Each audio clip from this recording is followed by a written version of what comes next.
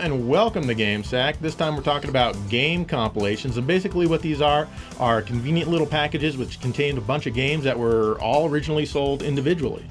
A lot of cool ones out there, and some with varying qualities. Yeah, definitely that. So we've got a bunch of them to take a look at, and let's just get right on to it. Let's do that.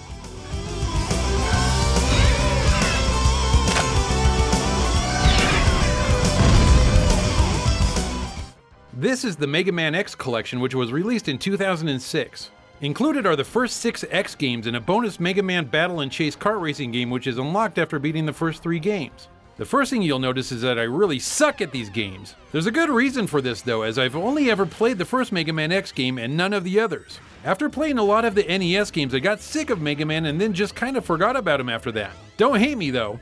Now that a lot of time has gone by, it's about time that I take another look at the series. As I started messing around with each of these titles, it felt good to get back and start feeling how the games play.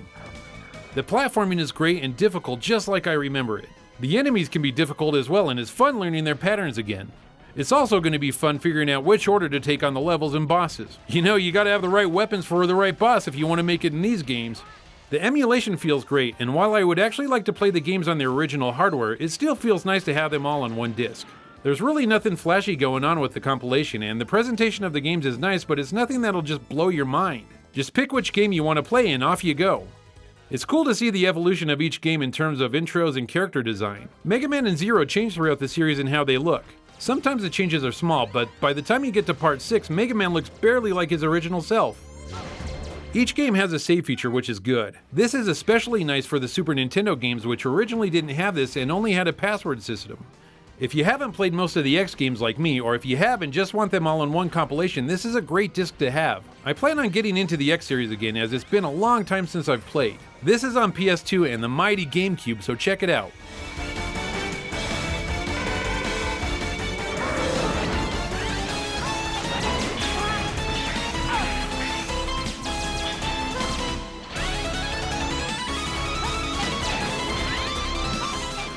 This is SNK Arcade Classics Volume 1 on the Wii. It's also on the PlayStation 2 and the PSP, and each version is the same. Several Neo Geo games are featured on the set, including Metal Slug, Neo Turf Masters, Samurai Showdown, Sengoku, Shock Troopers, Super Sidekicks 3, The Next Glory, The King of Fighters 94, Top Hunter, Art of Fighting, Baseball Stars 2, Burning Fight, Fatal Fury, King of Monsters, Last Resort, and Magician Lord. Not a horrible collection by any means. Each game has their own goals and achievements you can earn, and it's kind of weird seeing them pop up on the screen when it happens. Fans of Magician Lord who were never able to beat the game might like it here, as you get to continue from the spot where you died instead of back at a checkpoint. This is the only place I've ever played Super Sidekicks 3, and I was kind of impressed by the almost Mode 7-like feel. I mean, that's some pretty wicked programming for a Neo Geo game. The game itself is only okay though. I really like Sengoku. It's a beat 'em up where you play as some dude. However, as you defeat the mid-bosses and free their souls, they're willing to help you. Their spirits will let you turn into different things with different abilities. I like how you're just walking down the street, beating people up, and then suddenly you're swooped up into heaven and you gotta kick ass and kill people. Overall, the menus are easy to navigate, and you're told what the controls are before you begin each game. And as you can imagine, the fighting games are kinda tough to play with a Wii controller. The emulation overall, unfortunately, is fairly poor. The screen has some scaling artifacts on it which kinda look bad. You can see it here in Last Resort on the buildings as the game scrolls. It's all fuzzy and it just doesn't look right. This nastiness isn't present if you play it on a real Neo Geo system. And all the games are affected by this, no matter what system you play it on. PSP, PS2, Wii, doesn't matter. And there is no way to adjust for this. The sound is just as bad. The music often seems muffled and in mono. And somehow they even messed up some of the voices. What imprudence, you human beings! Face your trial by God. Anyone who's ever played Magician Lord knows that it's not supposed to sound like that. Maybe stuff like this isn't important to you, it's really your call. The PSP version adds extremely long loading times to the mix. Overall, it's not a bad collection, but the presentation of the games could be so much better. That tower is powerless in our presence.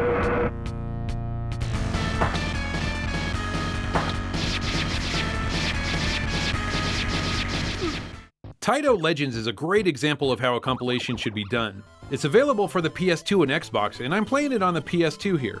This disc has 29 arcade games, and of course not all of them are amazing, but the collection does have some standout titles that I've always loved. The presentation of the games is really nice, with each game having a replica of its arcade cabinet. Also on the main screen is some artwork, the year the game was released, and a brief description of the game. Once you pick a game, you get even more information like hints and tips plus pictures of the original sales flyers. This is an amazing disc, and you could waste tons of time just looking at all the extra information here. But of course, I've got to mention a few of my favorite games on the collection. Firstly, we have Jungle Hunt. I have some really great memories playing this game in the arcade. It was really fun figuring out the timing on the vines and when to jump and when to wait. Killing crocodiles in the river was also fun and a bit challenging. Hey, I was only 10 years old at the time this game was released, so I was kinda green. Then there's Phoenix. I really liked this single screen shooter back in the day. Playing it nowadays, it kind of sucks and it has some really annoying sound effects that I don't remember when playing so long ago. And of course Rastan is here. I still love this game to this day. I love the artwork from the character and enemy sprites to the backgrounds. And of course the music in the first stage is truly amazing, and I really feel like I'm on a huge adventure.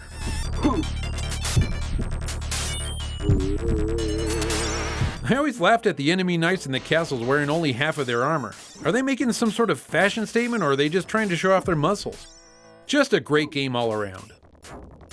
Volfeed is another game that I kind of like, and playing it on the disc is the first time I've ever played it. This game has a cool interview with its designer. When Taito Legends 2 came out, I was thrilled for more Taito awesomeness. Again, this is the PS2 version. This disc is crammed with 39 games, which is insane. A lot of really fun games are here, but the presentation that the first disc had is gone. There's no more arcade cabinets and no more sales flyers, there's just games with their small descriptions. It's alright though, because this disc is loaded. There's some great games here like Violence Fight. This is a one-on-one battle in a closed arena. Punch and kick your way to victory. It's simple and fun to play, although I was expecting a little bit more violence in my fight. Space Invaders 95 is a cool take on the original game with lots of cute characters and new ways that the enemies attack. This makes for a great game that's never stale. And here's Dungeon Magic. This is one of the few isometric games that I actually don't mind playing. It's fun and has some cool characters and everything is large. And the music isn't half bad either. There's a couple of shooters here, but Raystorm is probably the best on the disc. I really like the graphics in this game and the lock-on targeting system of your ship. This game is also available on PlayStation 1 from Spaz, and Spaz was actually working designs. You can't go wrong with either of these discs, and actually you should have both of them in your collection as they're both quality.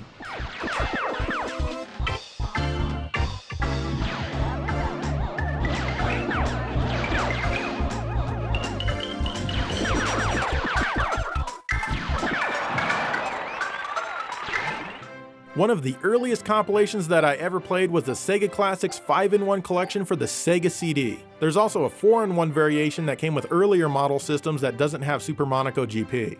Now, while these are basically just the Genesis games dumped onto a disc, they did actually go in and make a few odd changes here and there. In Super Monaco GP, they changed the drums and the music for some reason.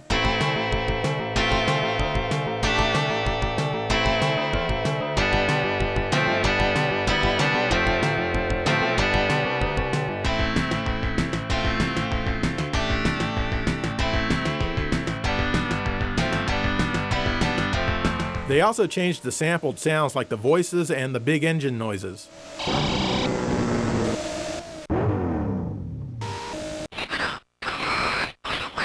Okay, keep it up. Come on, it's the final lap. Then there's Golden Axe. This one is really cool because they gave it better music. It's actually the music from the arcade version, but yeah, I won't be complaining about that. They also improved all of the voice effects. Ow! They're not the arcade voices because those were stolen from movies, but it's still much better sounding than the Genesis version. For example, would you rather listen to this? Or this?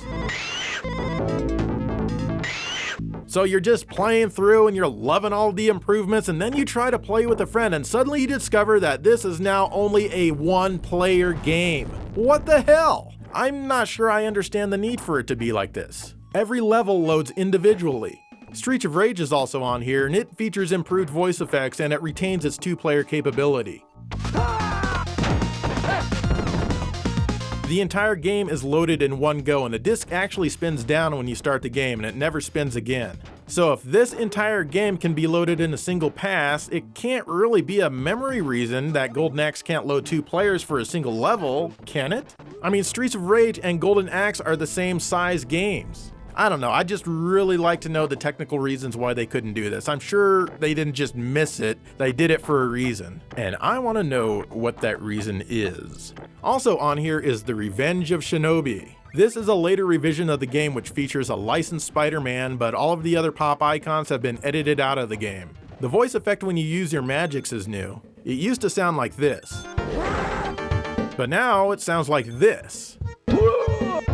Which do you prefer? Lastly, there's columns. They added some CD quality music to the title screen, but that's it. The game itself is plain old columns, no changes. Yay. There's no way to back out to the game selection menu during gameplay. Pressing A, B, C, and start simultaneously will reset the game, but to get to the game selection menu, you need to press reset on the system. Unfortunately, this will open the tray on a Model 1 Sega CD system. Anyway, I did like this compilation, and it was cool seeing the little new things that they did with it, but I don't understand how they could have dropped the ball so hard on Golden Axe. It's definitely worth it if you don't have any friends, though.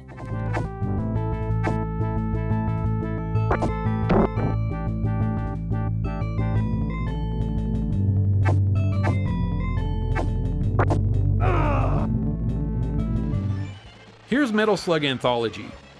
For the 10-year anniversary of the series, SNK Playmore decided to put 7 games all on one disc. It's available on the Wii, PS2, and PSP. Take that, Microsoft! I was totally happy to get this compilation because at the time I had never played parts 4 through 6. Once I got to play them, I was happy.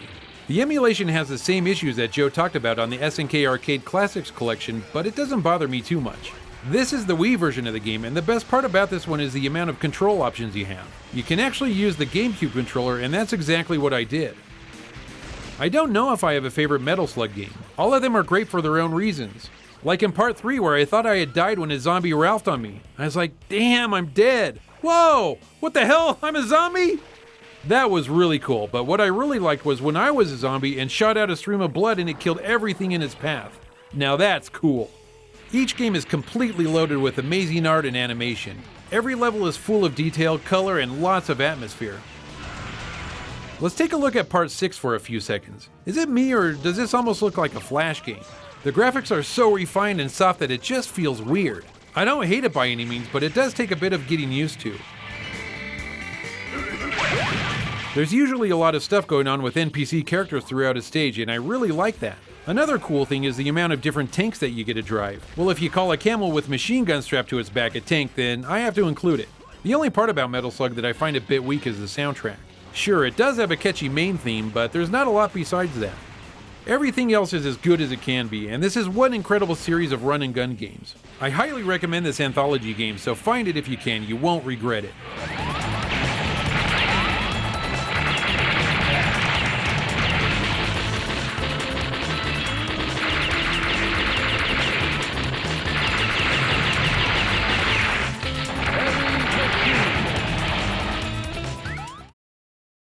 Alright man, some really cool compilations so far, and I'm pretty darn happy with the quality of the ones that I've played, and I haven't seen lots of problems with, say, the emulation or anything like that, but then again, I'm not you, and I don't notice everything. Yeah, apparently you don't, especially that SNK stuff.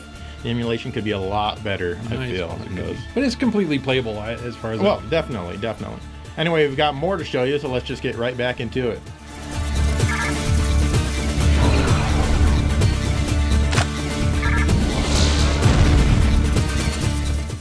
Let's look at Capcom Classics collection on the Xbox and PlayStation 2. Volume 1 contains 22 classic Capcom games. Finally, you'll be able to play through a fully intact and uncensored version of Final Fight at home. All of the other versions that came before this one were compromised in some way. Well, except maybe the Japanese Mega CD release. Another game I was happy to play at home in all of its arcade glory was Forgotten Worlds. I love it on the Genesis and the TurboGrafx CD, but both of those really do pale in comparison. Mercs, which is the sequel to Commando, is here in all of its multiplayer glory. And of course, the original Commando is here as well.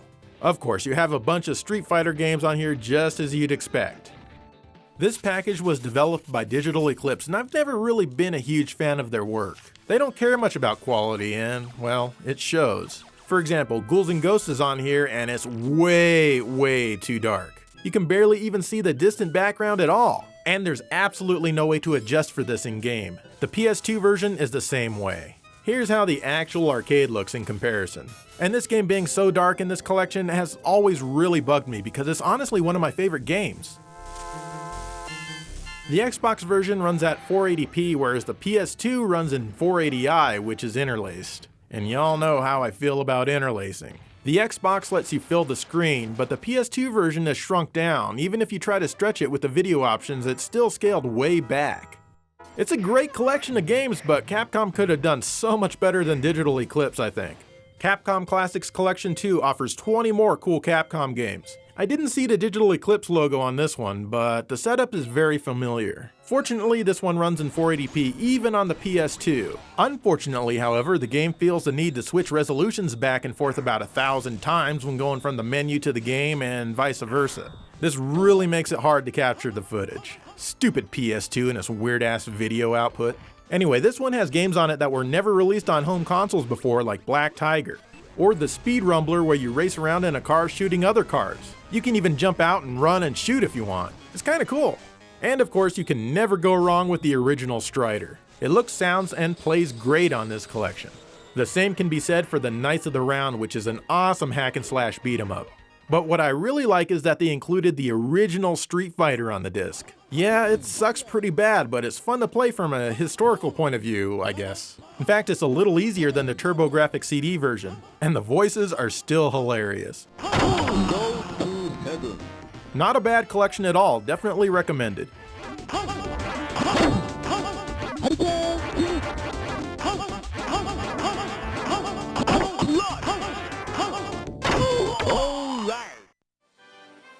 This is Kirby's Dream Collection for the Wii. I'm a staunch fan of the Kirby series, so I was really happy to see this anthology get a release. As far as packaging goes, Nintendo did a great job. Not only do you get the game disc, but you get an audio CD that has music from throughout the whole series.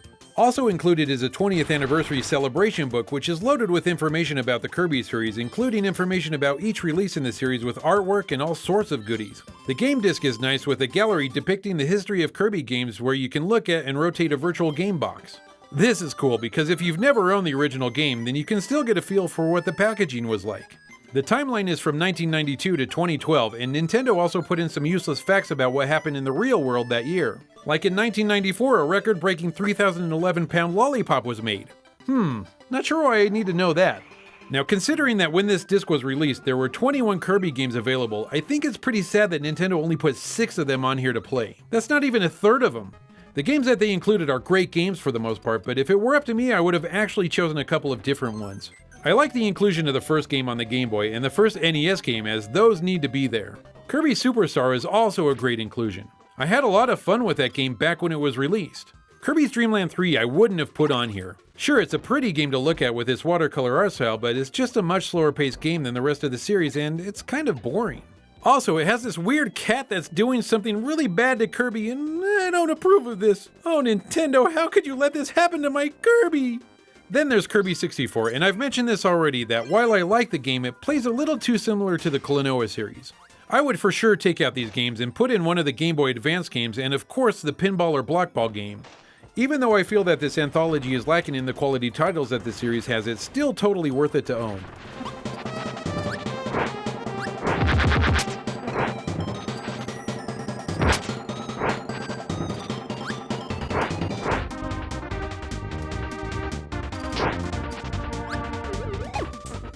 Let's take a look at Sonic's Ultimate Genesis collection for the PS3 and Xbox 360. First of all, I hate the fact that Sonic's name has to be attached to the title of this game. It's not his collection. Yes, all of his games are in here, but there are over 40 non-Sonic games in here as well. But seriously though, this is really a fantastic collection and it has a ton of A-list games. Selecting and switching between the different games is a breeze and it's very quick. During gameplay, each and every game has its own unique border around it, which is kind of cool. Unfortunately, there's no option for just a simple black border if that's what you want. But there are some options for those who like to distort and ruin the original visuals. Firstly, you can have the screen stretched to 16:9 widescreen and everything will appear geometrically distorted as a result. You can also engage a smoothing filter for that Vaseline smeared all over the TV look. The emulation is fairly good. The graphics all look fine, but the sound is a bit off. It's not horrible, but there's some clipping distortion here and there, like in the punching sounds in Streets of Rage 2.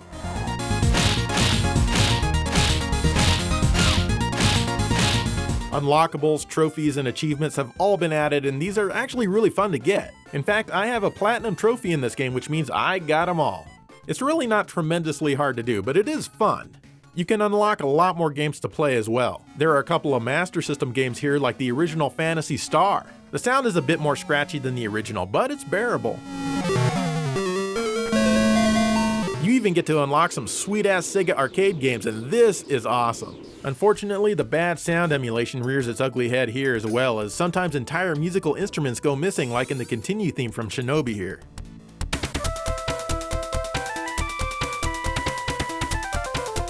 Still, these games are a blast to play. There's also unlockable interviews with key personnel of Sega talking about the games they worked on back in the day.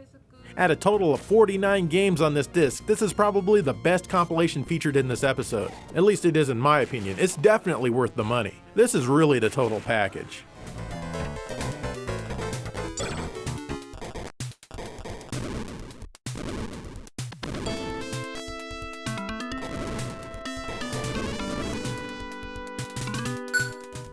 This is the Fantasy Zone Complete Collection Volume 33 for the PlayStation 2. Being the Fantasy Zone nut that I am, I had to have this collection even though it was only released in Japan. Luckily, I was able to load this game to a hard drive and use the HD loader for the PS2, that way I didn't have to buy a Japanese system. So as you would expect, the disc includes all games from the Fantasy Zone series and another game that I didn't even know had anything to do with the series. Now like me, you're probably thinking that there's really nothing great here. It's just 6 Fantasy Zone games, big deal. Well, it is a big deal because every title emulates the game for each system it was released for. So for example, Fantasy Zone 2 has the System 16, Mark III, and System E versions of the game. It's like 3 games in one and it's really fun to play all the versions. I like to play the arcade versions and then play the other versions and see how they're different and figure out what the developers had to cut out from the lesser systems to make the game run. I'm really glad that Fantasy Zone Gear is on here because playing the game on the Game Gear is next to impossible. I really like that version of the game and it's nice to be able to play it on an actual console.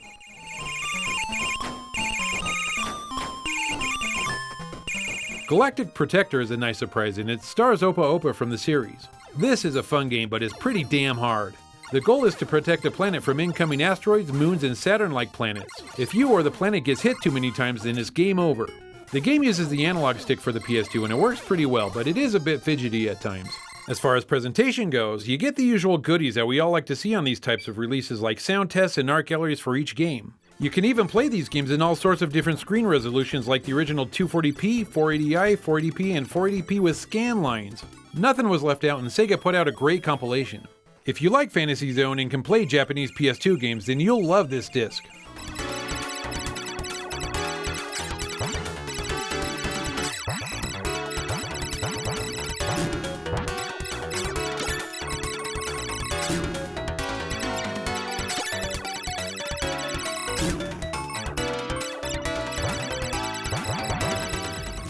There's a ton of Namco museums for a bunch of different systems, but let's look at Namco Museum Virtual Arcade for the Xbox 360.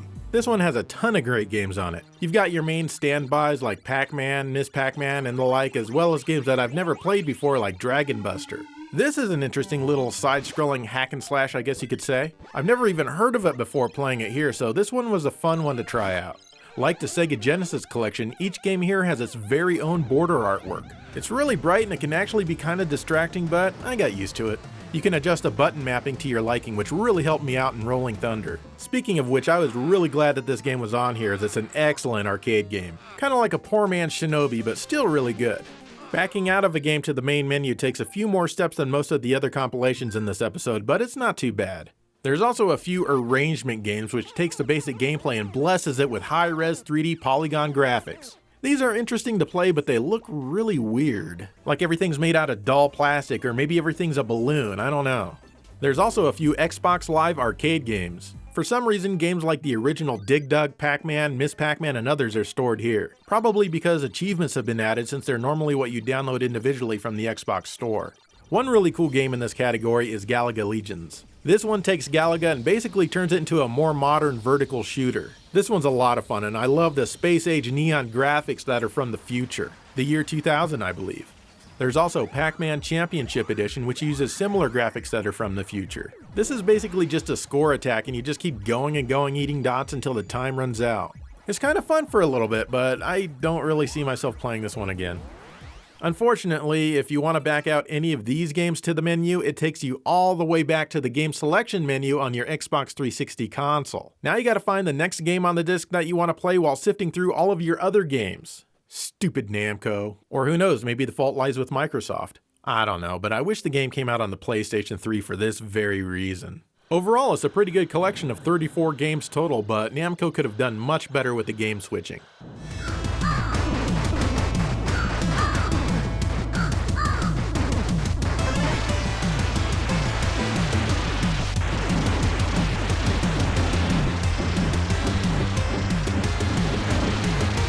All right, those are some of the many different compilations that are available out there. Dave, what was the favorite one that you covered? I would have to say the Taito Legends. Both of them are really awesome, have some sweet arcade games. The first one especially, with the extra effort they went into it with all the flyers and arcade cabinet pictures and whatnot. It was really well done. Yeah, I was gonna smack you if you said something else. Hey, no smacks here. What about you?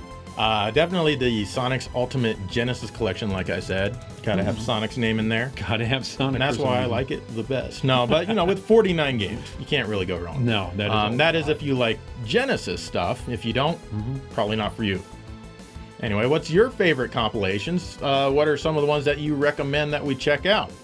Let us know. In the meantime, thank you for watching GameSeg.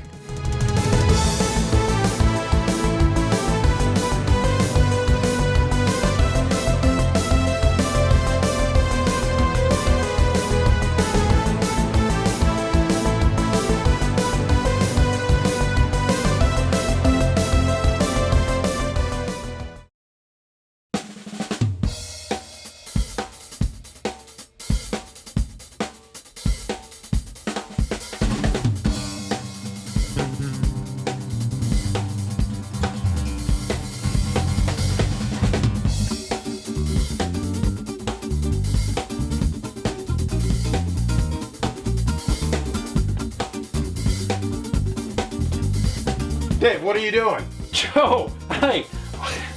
You know, I really wanted to tell you how much I enjoyed your Sonic Ultimate Genesis Collection review. That was so freaking awesome, and I figured since you own every single game on here, and then probably some more, that I would just relieve you of these games since you've got them all right here. But a lot of these games aren't even on Sonic's Ultimate Genesis Collection. I know, you know, but look how nice and neat this looks with just this one thing. You don't have stupid boxes everywhere. But don't worry, Joe, I've heard they're making a part 2 of it, so... They are not making a part 2. What are you talking about? Well, they really should. I'll see you later.